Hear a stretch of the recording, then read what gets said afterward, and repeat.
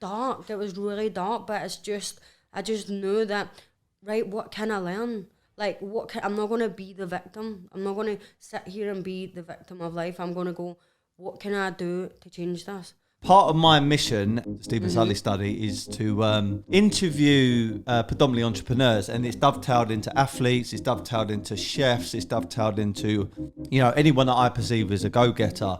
When I heard your story, Chloe, I thought it was quite compelling. I like the way I like stories where it's not just a simple road where someone, starts their life, has an idea, becomes uber successful, and then sails off into the sunset on a yacht. I like people that have got this, fighting instinct. Even when things get really, really tough, you find a way to overcome it. So, Chloe, welcome to the podcast, thank you for your time. Thank you. I mean, your mission is my mission, so I'm so grateful to be here.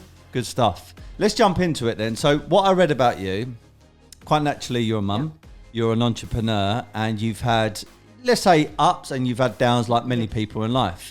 I think the difference with you and some of the people I've had on my podcast is the way you handle the ups and downs, the mindset. Last year, you were pregnant. You had to move back from London back to Glasgow because of the basically COVID-19, also lockdown. Business was becoming a little bit tight. How did you get through that time, and exactly what actually happened? So I actually was a professional dancer.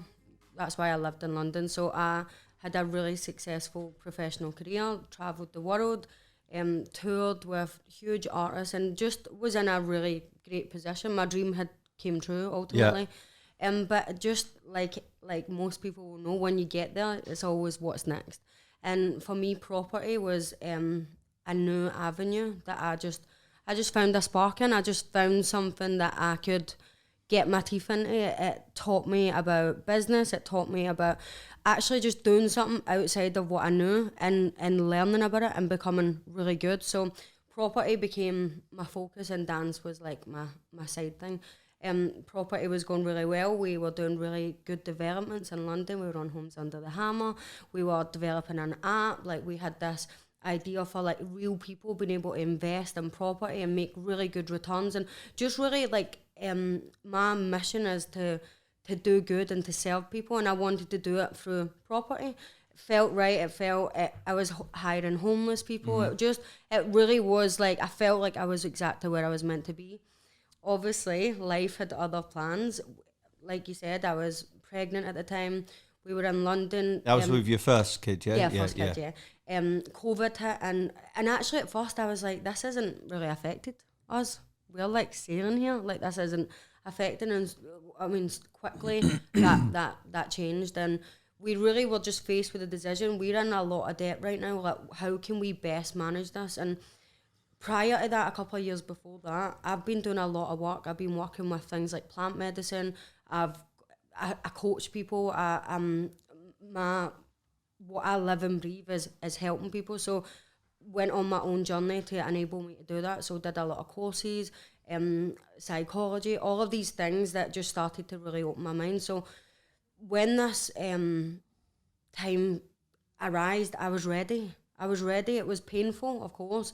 It was very challenging, and it was very, very uncertain, and it didn't feel nice. But I've already been there before. But this time I had the tools. Not that it was easy, not that I sailed through it. It was like, yes, I'm in $100,000 debt.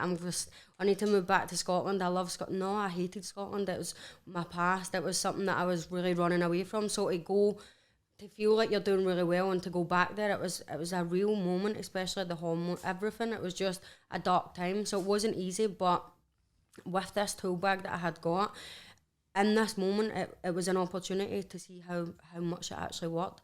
I have a choice in this moment of how I want to show up and how I want to respond, and that was really important. So we decided coming back to Scotland, it would be obviously much easier. Family, living, places to stay to get ourselves back on our feet. My husband, by trade, was a gas engineer, so he could go back and just get us back on our feet, which was incredible, because even for him, he was doing so well. We were doing so well and flying, so for him to just pick his socks up and just go back and just get us back on our feet was incredible. We were homeless, so we were living at my gran's. Like, no disrespect, but it just was not what we were used to. Black bags all over the living room. It was just difficult. And no matter what, I still showed up every day. I still woke up like 6 months pregnant, was doing yoga, was doing my routine, was meditating, was doing breath work, was like going cycling, was doing everything that I knew was important. Like for me, like your routine and the things that you choose to do in your time is really what like shapes you, right? So I just knew every day, even though I felt terrible, I'd still wake up and pull myself through it and pull myself through doing the stuff that I knew counted. Even through that though, I still felt so disconnected from where I was going. Like I still did, it didn't feel easy, but I just knew that this was a moment to learn. This was an opportunity. Life was throwing me an opportunity to assess where I was, assess what I thought was the path, and actually redirect. And now in this position, I'm like, everything was perfect. Every single bit of that pain was perfect, because now I genuinely believe that I'm on the right bit. I'm on the right path. Like my purpose, I really believe on earth, is to help people, to share my story, to resonate and inspire people like me. Like you were saying before, if we had them people when we were at school to look up to, not people that are really successful and you can go, oh, I'd love to do that. Real people with real problems, with a real story that you can actually go, wait, if they can do it, of course I can do it. And that's ultimately what I want to do. Me being in property and trying to make this ethical, life-changing property company, now even looking back, just doesn't seem right. So every single time you're faced with these challenges, it is an opportunity to learn. And previously doing all that work taught me that. So I just knew to trust the process. But like I was saying earlier, like it's painful. Didn't make it any easier. I wasn't like dancing about with roses, like, okay, like challenge, like, okay, how are we going to face that? Like, no, it was dark. It was really dark, but I just knew that, right, what can I learn? Like, I'm not going to be the victim. I'm not going to sit here and be the victim of life. I'm going to go, what can I do to change this? How can I move forward? And for a couple of months, it honestly was just cycling was a huge thing. Cycling for me was huge. Every single day, just doing hours and hours, podcasts, just really good meditative music. And it was like this guy, Tom Billieu, who I study a lot. I don't know, you probably have come across his podcast. Has he got the impact theory? Yeah, impact theory. He talks a lot about this thing called thinkitation. So it's not meditation, you're trying to get no thoughts.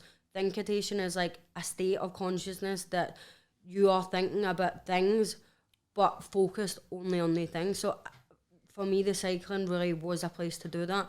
Every single bit of these problems, like the money, the property, where I'm going to go, it was like I was just like coaching myself doing these cycles. And it was tough and it was slow and it was sluggish, but every single person in the world was in the same boat, so it wasn't that actual bad. So just did that, got focused, trusted the process, didn't really know what was coming, but knew I know what I want to do with my life. I know I'm gonna do it. I've had a successful dance career that I got told I'd never make it as a dancer. Don't go to London, you'll never do it. And I just always have had this just resilience to just keep going, because when you come from nothing, it's really easy to do that because you're not really losing anything. You're only going to gain. And I just knew I had so much motivation that I do not want to be like how I've been brought up, and I don't want to have that lifestyle. So I just always have kept going. So I knew it was the same process. I was so awareness and consciousness is the main thing as well, like reflecting on all these different parts of my life, reflecting on the dance journey, remembering when I thought I'll never do it, to then remembering that I've been on tour and I've did this and I've did this. It was like being able to have them experiences to look back on was really powerful. And I just knew like every single moment, every single breath that I take is to be better for myself and for the people that I'm going to help. So it was just a real focus and trust. That's good. So like looking at you on your socials, I mean, maybe the title is an entrepreneur, but I would say you're more than that. How would you title yourself? Like what is it you do right now, and what is kind of the vision for like the next 5 or 10 years?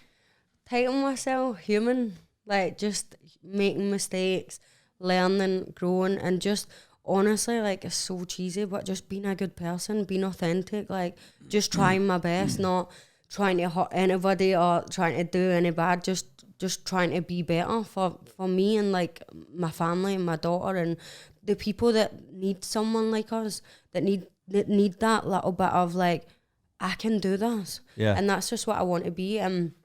I think I'm here actually in London right now because I'm doing a music video, so I'm actually back at my old job, which has been amazing. So even that, becoming an entrepreneur and having, like, business, and for me it was like I need to be really serious at that. I can't do that. I can't be a dancer and do that. But now I just want to be creative.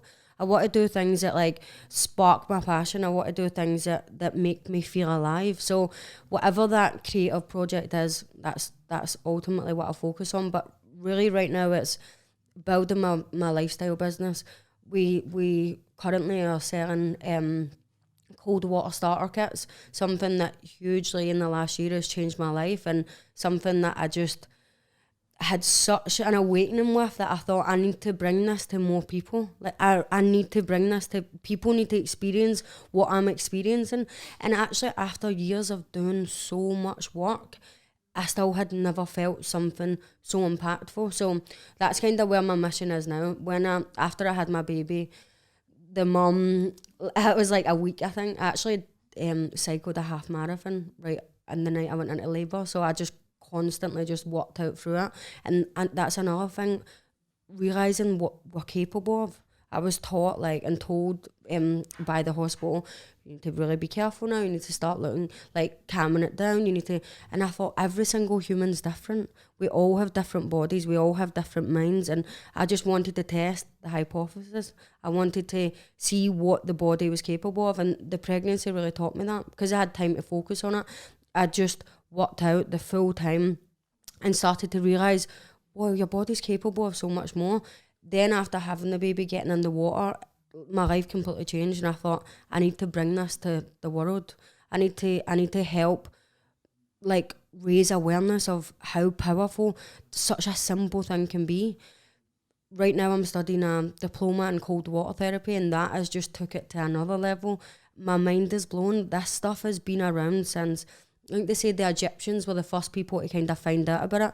On the Egyptian scrolls, there was images of people using the cold water, saying it boosts your immune system, and there was all this work, and then the Greeks brought it out, and it said they would do it in the morning for their acuteness and their sharpness, and so it's been around. And that for me was like, oh my God, even more so. This isn't just like a hype or a craze or get in, like athletes as well, they've been doing it. You were saying that you had an experience with it as well. Yeah. Athletes have been doing it for so many years. We're not athletes, of course, we're on another path, but why would you not want to be an athlete in your own life? Yeah. Whether you're a dancer, a boxer, work in an office, whatever your career is, surely you want to be the best version of yourself. And I think getting in the water and really focusing on breath work has really had a huge impact, and I want to share that. So that's where I'm kind of focusing now. I'm really wanting people to get these benefits, start their journey, and then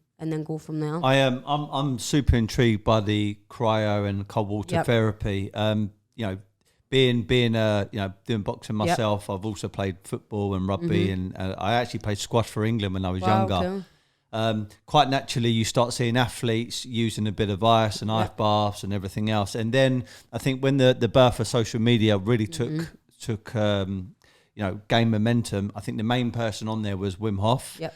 But then when I listen to a lot of personal development, including Tony Robbins, he says that, I mean, the guy's got so many houses, he's multi-millionaire. But one of his places, he says that he's got this lake at the end of the, basically at the end of the garden, and it must be somewhere cold.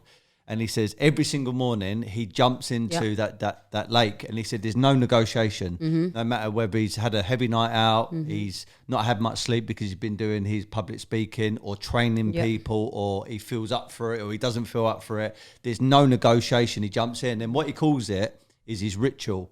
And I think part of it is the mindset of doing it, but then the other part of it is the science. And I think like food, like nutrition, like sports therapy, like strength and conditioning, like diet, like all these things, it's about the education behind it. Yep. So my understanding with cryo or cold water therapy is, from the science of it, it shocks your body where your blood pumps around to your muscles, to your organs, to your brain, and therefore it carries clean oxygen to there, which makes things recover, makes you a lot more on point, makes you a lot more sharper. And I mean, that is basically my very basic take on it. You probably got a bit more of a intricate sort of teachings of it, basically, Chloe. This is the thing. Like, I think there's such a because I'm looking into it a lot and studying it a lot. There's so much.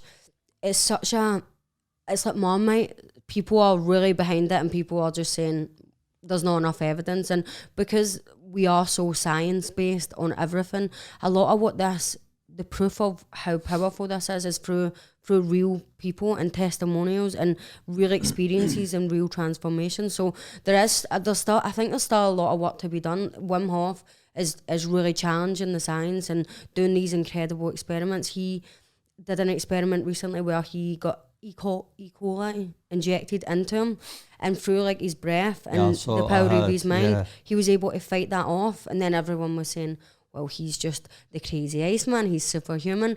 In actual fact, he then got his students to do the same thing. So this then opened up whole new conversations. We can consciously tap in to our systems and reprogram ourselves. Like, that is mind-blowing. When you were saying about Tony Robbins, I laughed there because I actually went to his 3-day event, and it was the first time I saw Wim Hof. This was way like 3 or 4 years ago. I remember seeing him, and I remember thinking, oh, he's cool.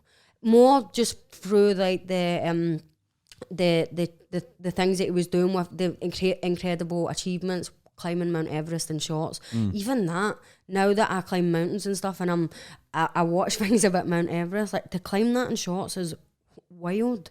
And he is putting it down to years of conditioning his body in this way, being able to adapt to the environment. This is what they say as well, like, we love to be warm, we love to be comfortable, like, we're human beings, like, we'll always get lovely lots of clothes on, especially living in the UK. You don't like being cold. Like, every single person that starts this is like, I hate being cold, no, I hate being cold. And it's like, I said the same thing, but we need to, because our body then gets weak. See if we don't expose ourselves to all the natural elements. It's a bit like, as well, I think this has quite a similar principle. When I was only talking to my family about this over the weekend, it's a bit like fasting. Yeah. And I tell you why I say that. It's because as you're just speaking there about being comfortable, the whole entire westernized kind of way of living is to be comfortable. Yeah. So have a comfortable bed, clothes, shower, sanitary, everything. Yeah.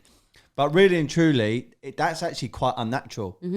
It's not natural to have three meals a day. It's not natural to always be warm, always be cold. It's not natural, So because of the convenience of it all, it kind of makes you a bit weak. Yeah. Your immunity, your mindset, strength. You turn into this bit of a snowflake almost. Yeah. Really and truly, that's why you need to find things in your life to step outside your comfort zone. So it does make you hardened or improves your body and also your mind. Yeah. And like you were saying there, think about how you just perceived a human weak. What happens then when adversity comes? What happens when someone dies or something really impactful? You get into $100,000 debt. What happens in that moment? If you're weak and your whole body and your health is weak, how are you gonna be able to show up? You're not. And that's what this is, getting comfortable with the uncomfortable. And that transfers into every single day of your life. It's also like when you're stepping into that, it's not nice.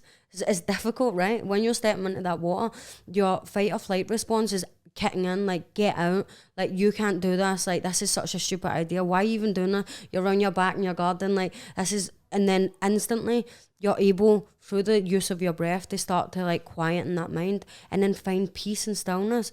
See to do that every day and be conscious of that process. See when you need that, when your stress response is high and you're in an environment where you're being triggered. If you're conditioning that every day, you're really going to be able to get there a lot quicker than if you're not doing anything. So it's that building that mental resilience every single day and finding the stillness. We do not do it enough.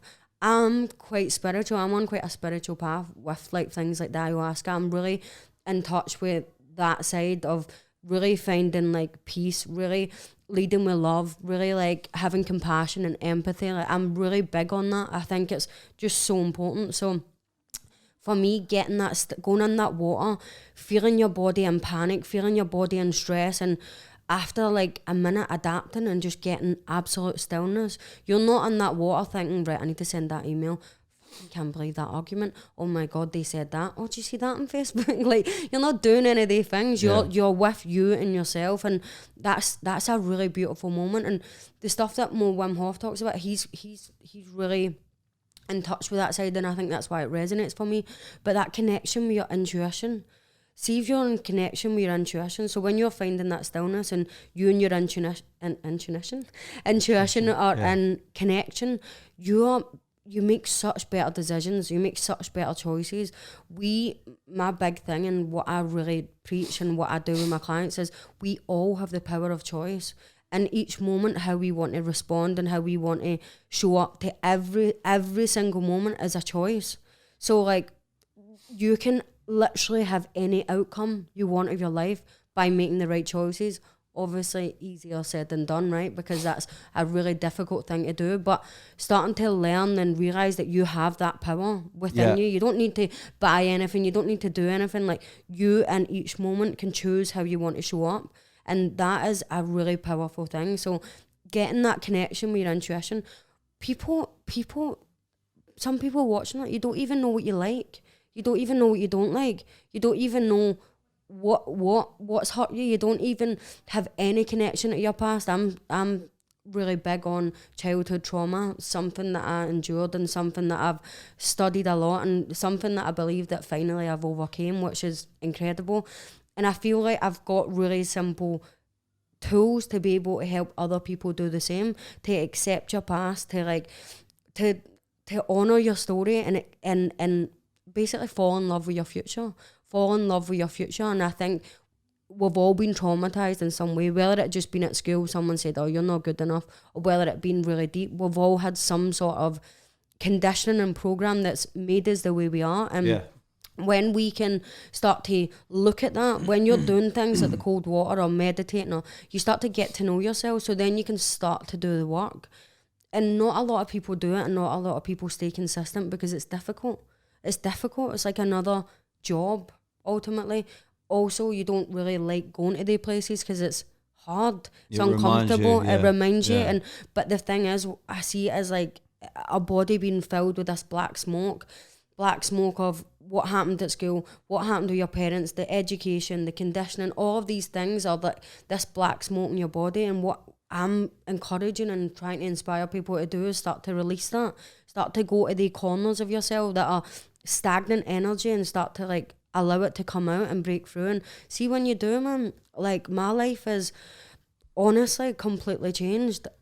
To grow up in such a closed-minded environment and just really being taught this is life and this is the only path, to now be so open-minded and to realise that life can be whatever you want is beautiful, man. Do you know, like, just some of your language patterns as well? Yeah. There's lots of really positive things to take from it, but what I'm getting from you, which I feel like I resonate with it, which is no matter what you're going through, is embrace it. Yeah, we're taught a lot of the time, whether it's directly or indirectly, because of the way people act, is if something's going wrong, kind of run away from it. Yeah. What I love about, and I've said this so many times, and I know that Jordan, who I interviewed recently, who connected us, will resonate with this as well, is what I love about boxing. It probably with other sports, but more so with boxing, because it's you're being attacked basically, is to weather the shots when things are not going so right in that round or in that moment. And it's not about panicking, it's not about stiffening up, it's about being relaxed in a crisis. Be cool and calm in a crisis. And that mindset, that transferable kind of skill set can be taken into any part of your life. And taking you back to last year when you were pregnant, you know, you're homeless and you lost basically your career, your job, your kind of path, your journey. You know, kind of accepting where you were at that point, but then embracing it, and then becoming calm and coming back with a clear path and a clear plan is so important. Because how many people in that scenario, think about that for one moment, pregnant, you know, have got no revenue coming in, and you've got no home. How many people would have just been so frantic and been a bit bitter with the world and blamed everybody else or blamed the scenarios? I mean, the amount of people that I listen to, including family, say, everyone's going skimp because, you know, there's a whole lockdown and everybody's losing their jobs. And I always say to people, be careful about universal quantifiers. What a universal quantifier is everybody's losing their money. Everybody's dying of coronavirus. Put that to one side and think about it logically. You know, not everybody's dying. There's great opportunity out there. You've got to find the opportunity and you've got to be calm in these scenarios and realize that even if you're going through a bit of a bad patch, that will pass, and then you can move on to something better in your life. So going back to that moment, I know you said about it was a teaching and stuff, but was there honestly a moment you thought, oh my fucking God, like I'm going to lose everything here and I'm pregnant and how can I look after my baby? Was there really like scary moments? There was like a moment because at this point I was doing a lot of coaching, so I was teaching people every day to deal with their own adversity and how best to manage that and what to do in the moments. But when it was happening to me live, when I was in it, I remember looking in the mirror, right, and I was like, you have a choice. Like, you have a choice right now how you want to feel, how you want to be acting, and there was nothing in me that could do it. Do you know, like Jim Rohn says, is it Jim Rohn or Zig Ziglar? You can either react or you can respond. That's it, right? You know, you can react and become frantic or you can respond. How mad that this one simple sentence, though, like, can change the course of everything. Like, that simple sentence in that moment can make you make a different decision. Like, it blows my mind. But in this moment, I could not make the right decision. I was just looking in the mirror like, fuck this. Like, that's just how I felt. But do you know what? No, I just did. I trust myself enough. I've had too much. Prior to that, my journey before that was even harder. So I feel like so many people are so scared of the past, and if you've had trauma and you've had a hard upbringing, it's such a shame. Like, that's so sad. Like, oh my God. And what I started to really realise was, wait, this is not sad. This is amazing, because without this, would I have resilience? Would I have this discipline? Would I have this like attitude that I am going to just honour myself and get what I want from life? No way would I gain that skill set. That is not something you can learn at school. That's not something you can learn on a course. That's something that's built within, and that comes from pain. And without pain and suffering, we can't. How do you ever expect to be this enlightened version of yourself if you've not learned how to break through barriers? So I honestly, my biggest thing that I want to get across is, pain is good. Pain is the thing that moves you forward. If you don't have that, you're going to be, like you said, comfortable, just getting by, like, enjoy your job, like, the weekend's good, we go out, we make a decent living, like, kind of get on with our partner, but it's like, it's alright, it's just is what it is, it's just life, innit? It's like, that's so sad to me. Without the pain and suffering, maybe I wouldn't have got this view. Maybe I wouldn't have had to dig deep and had to start figuring myself out. My journey really started 4 or 5 years ago.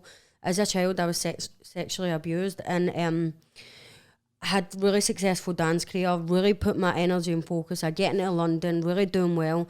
Even when I was doing well, I was still going out every weekend, like partying, getting on it, really just escaping. And it was just this one moment, it's like, what is going on? And I knew what was going on. I had never obviously came out and told anybody, but I knew deep down it was time. It was like coming to the soft. It was like time to like let go. I do a process in my coaching, like face, accept and forgive, and without obviously knowing that, this was my moment. I was saying time to face it. It's time to face it, and that for me was horrific. It was really, really a really scary moment, and I just done it. I done it. I came out and I started to accept what I had been through, and I actually started to realise, like, I am not even it does not define me. I'm not embarrassed. I'm not ashamed. I don't feel guilt. I don't feel any of these things. Actually, now I feel free, and I went the full way. I went to court and I got justice. And that day when I was in court, I remember being in the court case, and I remember saying to my full family, no one gave a shit, but I did this big performance. I was like, I want to use this story. I'm going to use this. I'm going to change people's lives, because to get through that time when I was going through the court case, it was just podcast, book. Like, that's all I'd done, and I had never done that before, but it was a way. It was reprogramming my brain. It was teaching me these things. I was learning about from successful people how you channel pain, and it was making sense. It just resonated so much, and it did help me through, and it made me go, this is my story, let me use this to help other people like me. And from that day and going forward, that's exactly what I done. I just made it my mission to help change the world, and things like that.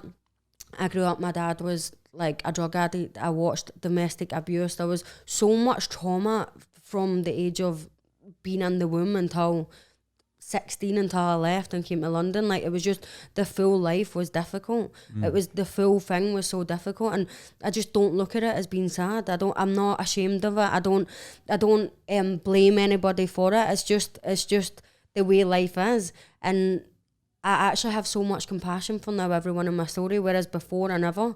Maybe I was more angry. Maybe, why is it like this? Why me? Why could I not just have a normal family? Why, when I came to London, like, I was working in Pizza Hut, I was like selling shots at night, I was going to college in the day, I was working in the college at the weekends to pay my fees. Like, it was a really like prestigious dance school, so everyone was quite well off, and it was just always like, just never fitted in, like, just always that like rough little person, but always just had this drive, like just this energy and this like fire and this passion. Was never even really that good at dancing, like technically was never the best dancer, but my career has been insane, and it is because of that. It's because it wasn't just for me dancing, it was an escape. It was somewhere that I expressed my emotions. It was like a freedom, it was like an art, it was like so much more, and that ended up giving me such a successful career. So basically the moral of the story here is, like, pain and suffering is good.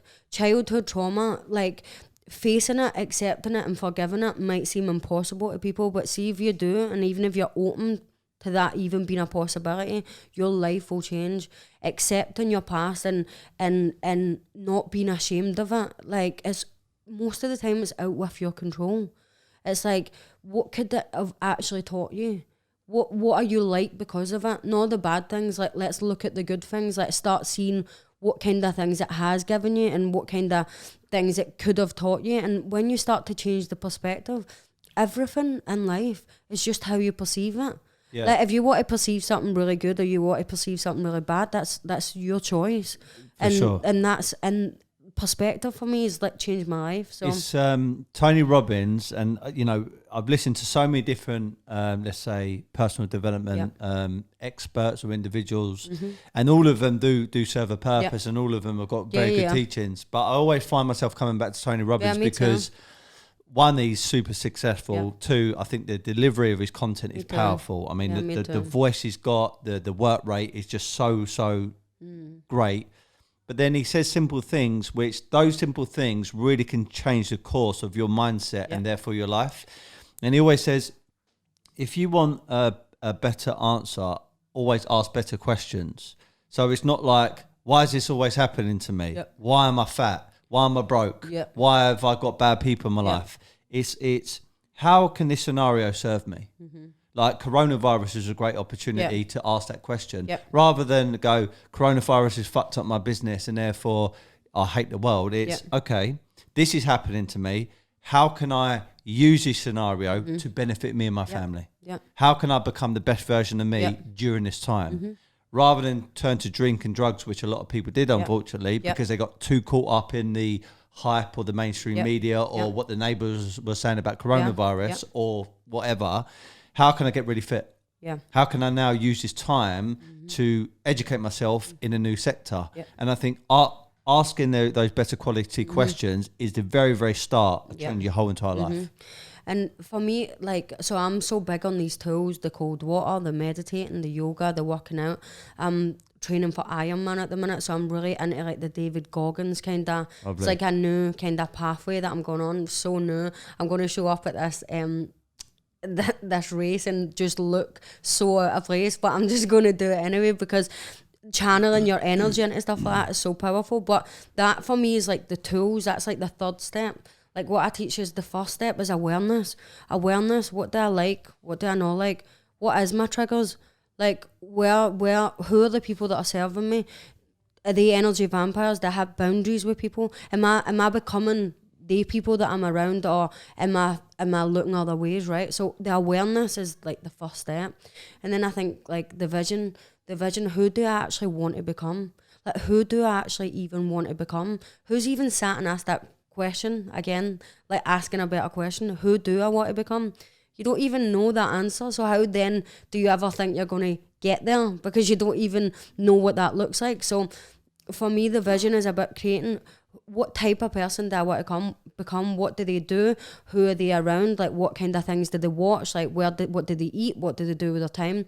And then the last thing is the action, the tools, showing up every day, having a really strong routine, doing the cold water, opening your mind to things like psychedelics and stuff, like things that are so taboo in the media and things that people just instantly judge are the things that really can have profound change in your life. And it's for me, this is why I want to do it, because I want to like fight for the forgotten ones, the young people like me that grew up around drugs and grew up being sexually abused and having no money, having no car. That I want to be the person for them, because if I can do it, then I'm not special. It's like Wim Hof. He's like fought for so many years about getting this across, and people have just went, he's the crazy Iceman, he's superhuman, he's not like you. And he's like, I'm just like you. It's like we're all the same, but it's how we're willing to understand the human. And as we evolve as well, I feel like in the access to the internet and the access to information, when you start to, people judge so much. My family are like, it's so stupid. You're going to get a cold. Why are you even doing that? It's wild. Oh my God, I'd never do that. And it's like, have you even looked at what this can do for you? Of course not. But you're so quick to make a judgment. Yeah. And that's then what your choice and what your decisions are based on. And you don't even know. And it's actually so simple, yet so hard. It's so simple to change your life, yet so hard, because you need to be like us. You need to be willing to just show up every day. And there's like anybody, there's days that I'm like, not today. Yeah. But for the last year, every single day consistently, I've did the cold water. And I suffered with an eating disorder. I'm pretty sure it was the impact of the childhood trauma, and I started to really understand that. And I was coaching. So you were basically addicted to just eating, or eating bad things? Bulimia. So like making myself sick. Right, really? Yeah, okay, the opposite then. So you wasn't eating a lot. Yeah, no, well, eating and then just binging, and then, well, not even binging, but just making myself sick. Using it as like a tool and a coping mechanism to, being a dancer as well, it was difficult. Training at dance colleges and stuff, you're constantly scrutinised by how you look, and that was definitely like a trigger. But I'm in that situation, not understanding my childhood trauma, not understanding my pain, so all of that combined to just, of course, like sent me into these coping mechanisms that just did not serve me. But that eating disorder, even after doing like things like ayahuasca, really doing lots of studying, coaching people, and really crazy stories and changing their life, I started to be like, oh my God, you're a fake. Like you can't find, I had like real control over it, but I couldn't honestly sit with myself and say, you will never do that again. I would be lying to myself, and that was difficult. When I'm coaching people, when I'm telling them what to do and really, really seeing them transform, not being able to do that myself was a really difficult place, especially being conscious as well. It was starting to become really uncomfortable, because it's like, what are you doing? But just had no control. And I kept getting this thought, right, like the intuition thing, like when you stop doing this, everything that you want, or the next phase of your life, the door will open. And it was like enticing me to stop, but still nothing. And then I got in the water just by absolute, like, it was fluke. I saw Wim Hof at the Tony Robbins event years ago, knew that entrepreneurs did the cold water, understood that, would do like a 5-second shower at the end of my shower when I was like really in like the entrepreneur Tony Robbins. I was like on it, but didn't really understand it. Obviously at this point it was like time to actually really get it. My husband bought like the tub, and I was like, nah, it's not for me. I'm doing all this other stuff, like the excuses. I'm doing this, I'm doing that. I don't need to do anything else. Like, I don't need to do this. I hate being cold. The story that I hear everybody else saying, I was doing that, and that's not me either. So I was aware of that. Didn't do it. Was watching him do it, and he was like, this is really powerful. So competitive. So I'm like, right, I'm getting in. Went in for 20 seconds, and I was like, not for me. Screaming, jumping out. Really ridiculous. Next day, back in, started to really understand the breath. Then was like, wait, I'm feeling something here. So I need to study this. So walk me through this, right? So I've done part of my ritual. Yeah. Again, it's part of like the mindset stuff. Yeah. It's almost a bit like the sacrifice. Yep. So I believe if you sacrifice your morning to train, to have a cold pressed juice, to have a cold shower, then it sets up your day. If you win the morning, you win the day. Yep. So that's part of the mindset stuff, but then there's also the science, which is it's going to clean out all your dead cells, it's going to boost your immune system, etc. But I literally have a normal shower, turn it on for 30 seconds, sometimes longer, and I firm it. And now for me, it's not even a big deal. Yeah. But I know I could be doing more. I've just got in a bit of a comfort zone kind of pattern. So I want to give you a tub. So I want the tub, but also the breathing techniques. How I know it's important, but how important is it, and what are the techniques? Oh my God, honestly, like the breathing. When I did the ayahuasca during that program, we did breath work, and that was my first real introduction. I did some breathing through maybe yoga and stuff like that, but the breath work there, during that breath work, I got just as much of like let's just say a trip as I did when doing the ayahuasca, just through the breath. So much of my childhood stuff was coming up. I was being able to face things. It was honestly mind-blowing. So that's when I was like, whoa, this breath work is insane. With the cold water and with the Wim Hof method in particular, he talks about breathing, cold, and then commitment.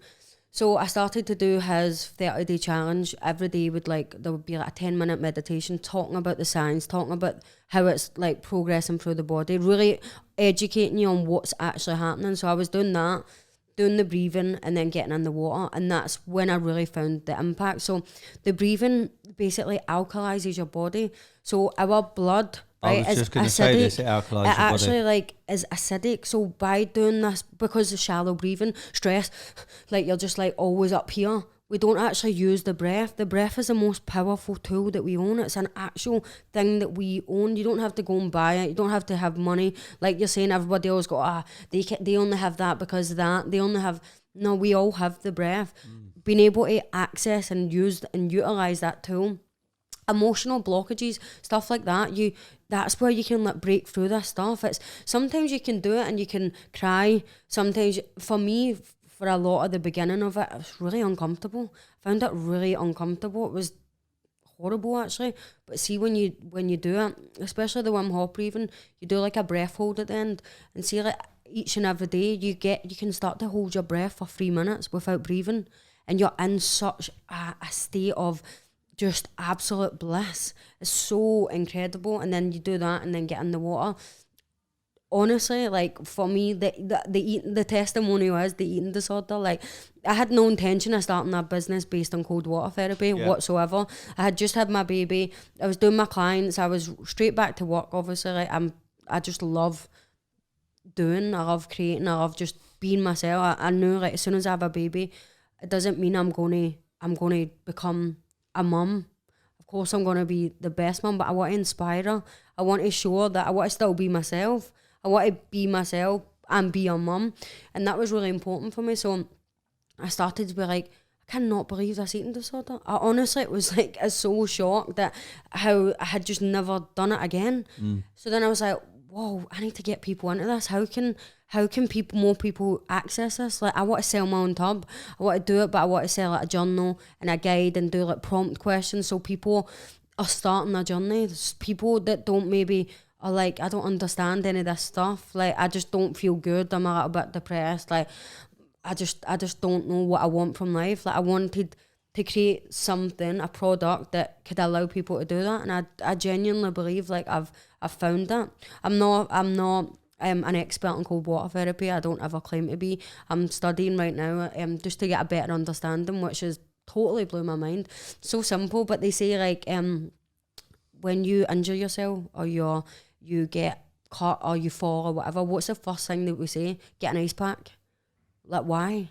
Why would you get? Because it reduces the inflammation. If you're submerging in that every single day, it's obviously going to have the same effects. It's so, we've been using it for so many years, but we're not willing to understand. Even like a lot of the stuff that I'm reading on this is how they take off like warts and stuff. That's all done by cold freezing, water. yeah. It's actual mind blowing. Yeah. And it's like there for us all to access. It's like free. I do a lot now nature dips.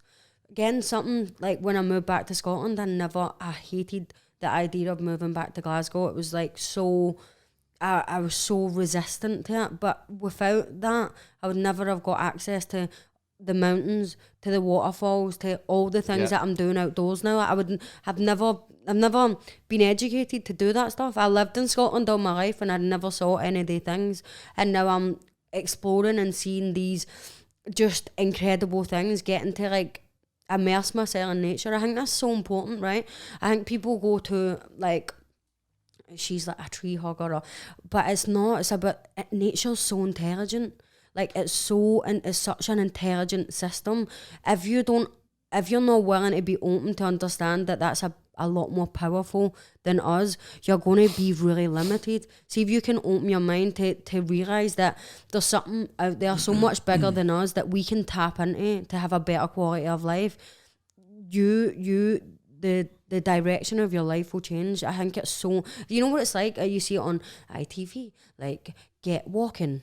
Walking's good. Get out in nature. Like it's like they like touch it, but it's like, but why? Yeah. Like, let's actually like understand why.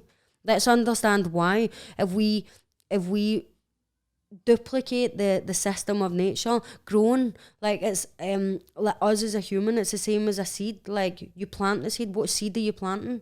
What kind of seed are you planting? Is it a positive seed? Is it an inspirational seed? What seed are you planting? And are you watering it every day? Are you getting up and sacrificing your morning? Are you willing to put the work in and allow that? And it doesn't, like anything, doesn't grow fast. I think they say it's like bamboo. I'm totally making this up, but it's something like mad, like 5 years, nothing happens, and then one day it's just a bamboo tree. Yeah. It's like the same thing. Like it's the same principle. We follow it, like plant our seeds, water it every day, and then like watch it grow. And like what you said earlier, which is really important, we want to be so comfortable, but we were designed and born to grow. We were designed and born to grow, and the only way to grow is to get through stuff. You've probably got so much experience. Like the more successful you become, the more problems come, right? The more challenges, the more challenges come. But just now you know how to like get through them. You know how to respond, and that's the thing. Like people in these positions are not sitting here saying like, "Oh, my life is amazing." Like the Tony Robbins, people like this, people who we aspire to be, they're still going through problems every single day. But by them going through them, that's allowing them to grow more, to pass on their teaching. So it's so powerful. I'd honestly say getting out more in nature, especially if you're going to start the cold water journey, getting in a lake or getting in the sea, genuinely you could be in Scotland right now. A lot of people who are ex-addicts or people that have been like young people, like being addicted to coke is like such a huge pandemic. That's bigger than massive. Like young people that have so much going for them, that have that childhood trauma, that now use this as a way of coping and don't get to see their kids now, or make bad decisions, lose their jobs or whatever it is. Like I'm watching people like that get in and do this and literally just have an awakening, and it's beautiful, man. It's beautiful. It's so amazing to see like people from all walks of life actually getting the same benefits. Since I started this, I'm like, I've got nurses from the NHS doing it, and they're just like, oh my God, my life has completely changed. I've got people that were addicts, people that have just every single type of person getting the same benefits. It's really, really powerful. And do you know what? Like, I'm not here trying to like sell any of this, right? See if it's not that. See, even if it's simple, journaling, like getting to know yourself, like writing your thoughts, writing, oh my God, that really triggered me today. That really upset me. I can't believe they did that to me. Then 3 days later, thinking about how you feel now, all right, I don't feel as angry as that. It can be really powerful to like understand yourself. So if you're not ready to take the big step and get in cold water, as pretty intense, start slowly. Start reading a book, watching things like this, watching podcasts, educating yourself. There's so much information out there. We just don't know. That's why you think it's not true or it doesn't make sense, is because you don't know and you've never looked into researching it. We don't get taught it at school. So how would you expect to know? Most times, not judging everyone, but it's a generational thing. What we've been taught has been passed down. The world's evolved, information's evolved. So if you're still living by the teachings of your parents, of course you're going to believe one narrative of the story. So I just encourage people to get educating yourself. Get your head in a book and believe that no matter where you are right now, that you have it inside you to do what you want to do. I'm not necessarily religious, but there are certain things taken from the Bible, whatever, that it resonates with me. And there is a quote in the Bible which says something along the lines of, search and you shall find. Now, what I've grown to learn that means for me is, when it says find, you're finding the answer to better stages of your life. But if you're not searching for it, you'll never find it. So therefore, if you're not exposing yourself to the right information, you will never know. You'll live in this box where you think the reality is just what you know. In actual fact, there's a new world out there, and that world could be far superior to the one that you're living right now. Again, we're conditioned that if we have a headache, take that pill. If this happens, do that. But like you said, nature normally has all the answers. I mean, even like drinking ginger, for example, every single day, takes information out your body. Allows to minimize the acidicness in your blood or in just in your body, and eating the right foods and having the right rest and everything else. I know there's another interview we've got to do shortly with Jordan. I know you're very passionate about your journey, and I've been loving hearing it. I want to ask you two more kind of things, really.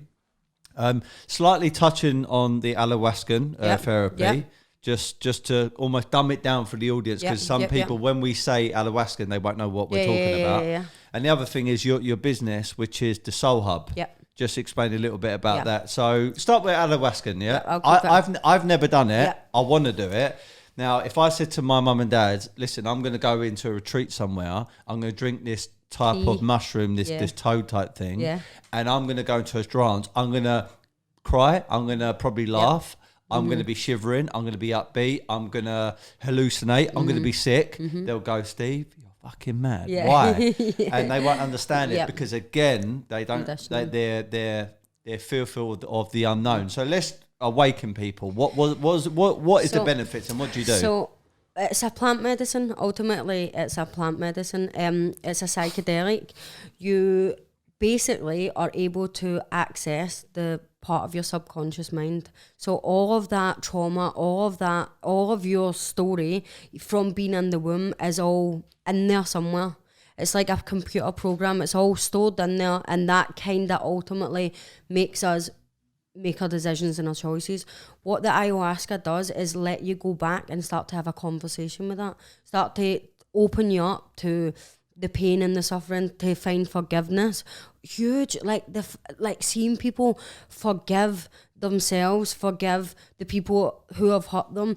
I don't want to get too, but it's just understanding that love is the most powerful thing. like leading by love. Everything you do, just leading by love, and that ultimately is what is a teacher. It's not nice. It's like anything again, really uncomfortable. If you've been through a lot of trauma, you're not going for a nice time. You done it once, just once, yeah. And even when I was there, I watched, like, I was there with like some of the most successful people in the world. We were the youngest people there. There was millionaires, there was neuroscientists, there was like the heads of like this guy. I'm just quickly tell you this because it's mind blowing, but he was the CEO of BP Oil. He was not spiritual. He was not. I was, right. So I was like so here for it.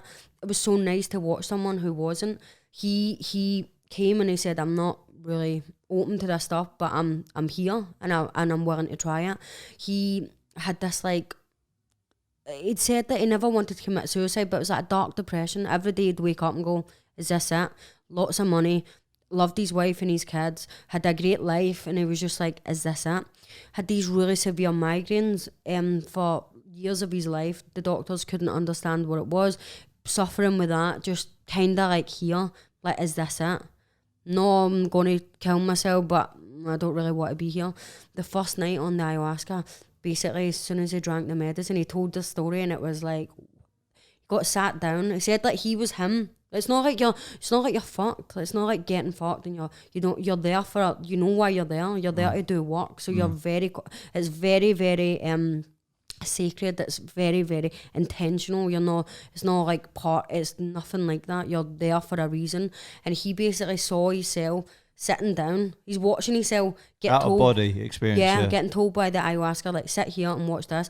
TV screen in front of and she said, "Watch this."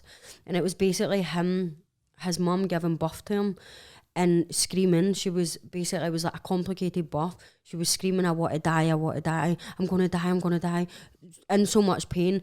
They pulled him out with forceps scissors, and exactly where his migraines were, he saw the forceps getting pulled out, right? Hell. And they basically said to him, the reason that you've got that feeling about you want to die is not because you've felt that or you understand that, because you've carried that from your birth. You've carried that from your birth, and your migraines are from that. And literally, the guy, he's just brought out a book, actually, The Psychedelic CEO. My husband's actually in it. But they sent an email for us all to write our experience, and he was like, "I'm writing a book," and you're like, "I'm going to get to that." But they missed the boat, but my husband's in it. It's so cool. But he basically is like a huge CEO, and he obviously done this. His life completely changed. Even just understanding that it's not you. It's something bigger than you. Understanding, like, knowing where the source and where it came from, being able to accept that and go, okay, that's where it came from. Now I'm going to choose not to bring it into the next bit. His book, he basically, the Psychedelic CEO, he wants to bring these teachings in this way and this spiritual connection to the corporate industry, and to help heal that, which would be mad if you could do that, right? So it's just really, I saw a woman cure cancer. Wild. She stood up and she said, I've got a month to live. It was horrible. So even just being there with a week with someone that you know, like, potentially could, like, die, it was just really hard. She on it came off and said that she didn't want to be too optimistic because she just didn't know if it was because she was there and all the things, but aliens or some sort of beings basically came and gave her an operation. So basically took her cancer out. Like, you get an operation. Some people got an operation when they got the heart took out and it was black, and they'd like brush it and give you back your heart, and they'd wake up like different. But this woman is still alive, talking about her journey. She didn't die of cancer. Wild. Absolutely, like, mind blown. Quickly, because I know we had to go. The Soul Hub is just like a place for me to channel all this work. I don't know where it's going to go in the future. Right now, I just want to focus on getting people these starter kits, introducing people to this. Hopefully, I want to move on to doing, my first ayahuasca retreat. I'm doing a collaboration in Barcelona with an amazing place called Avalon. So we're taking 25 open-minded entrepreneurs, people that don't have to be an entrepreneur, but people who are ready to go to that next stage of their life. We're doing like a little documentary. We're going to take 25 people out there and get people to, I'm so selfish, but I just want to be there and get people to experience what I experience, because words can't do it, because we don't understand that. It's like, even when you're there, and you come back like this, the Western world, you just adapt into it. So you're like, how can that be possible? All the questions and all the monkey mind starts going, that's so stupid. You don't and it's because we don't understand it, but it's there and it's real, and it's a tool that can, like, there's like changing your life through cold water and meditation. This is like a reboot of the system. Like, you're not coming back the same person. Like addicts, drug addicts, all of these people coming back and just addicted to antidepressants, gone, because you faced your shit and you deal with it. So this whole hub focusing on getting people starting their journey, introducing things like mushroom retreats, psychedelic retreats, the ayahuasca retreats, and just doing really cool events that open people's minds. And the cold water therapy. And the cold water therapy. And nutrition a bit. Yeah, something that I definitely would love to study and research more. I think that's probably my last thing. Okay. You know, there's always things to work on. Like, after saying all this, right, I know I've just scratched the surface. I'm not here like I am. I've figured it all out. Like last year, and the year before, I'm like, I get it, and I'm like, oh, for fuck's sake. A month later, I'm like, oh my god, I had no idea. So it's like a constant. You're just always a student, and that's what now I really understand. And for me, nutrition is going to be the next bit, but focusing on things like the Iron Man and stuff, I really want to see what my body's capable of, and who knows the direction of the company, but ultimately a lifestyle brand that opens people to these new ideas and hopefully just inspires people. Yeah, amazing and that's stuff. it, man. Look, listen, I'm not just saying it. I know we've got to just have another chat next door in a second, but I definitely want to, like I said, every single day I do the cold shower thing. If there's a plunge pool in a gym or something, I'm always in it. But I know I could be doing more. So definitely want to pick your brain a bit more about that. So we'll speak about that after. Where can people find you? So on Instagram, we have the Soul Hub, which is the business page, or I have my personal page, which is Chloe McNiven. And it's under Chloe Fur, though, isn't it? Yeah, under Chloe. Sorry, that's my name. That's my old name. I just got married. Chloe Ferns, Ferns, and the website is thesoulhub.com. Lovely stuff. And that's where you can get like the starter kit and stuff. I come up with a mantra, right? Almost a catchphrase when I first set up my first sales company when I was 24 years of age. In sales is all about mindset. It's a bit like boxing. You either make a sale, you don't. You either win a fight or you don't. And if you don't put the work outside of the ring, you're going to get found out inside of the ring. And if you don't put the work in outside in your daily life, you're going to get found out in a sales scenario. So I come up with a bit of a quote, which is, be happy, never content. Nice. So I've got my own interpretation of it. But if I were to ask you, Chloe McNiven, what is your interpretation of be happy, never content? I think to always be looking to grow. Like I said earlier, to be happy and never content means you're always striving to be better. Doesn't always mean striving to get more money or material things or goals or all of these things that we're really striving for. Actually, to be happy in who you are. And I think if you're content, you can't always be happy in who you are, because to be happy in who you are, you're going to keep learning. And it's not always that nice, learning about yourself and your ways. It's hard to admit, like, you could be the problem or you could be the thing standing in between you and what you want. And that's like a mad realisation. So, yeah, I love that. Wicked. Thank you for your time. You too. Thank you so much. Wicked Appreciate stuff. That. Right. This is going to be out in a few weeks' time on podcast. It's going to be on my socials. It's also going to be on YouTube. Please share, please comment and refer it to friends and family. And remember, be happy, never content. I love it. Nice Thank one. you so much. Cheers. Thank you. Thank you. Oh,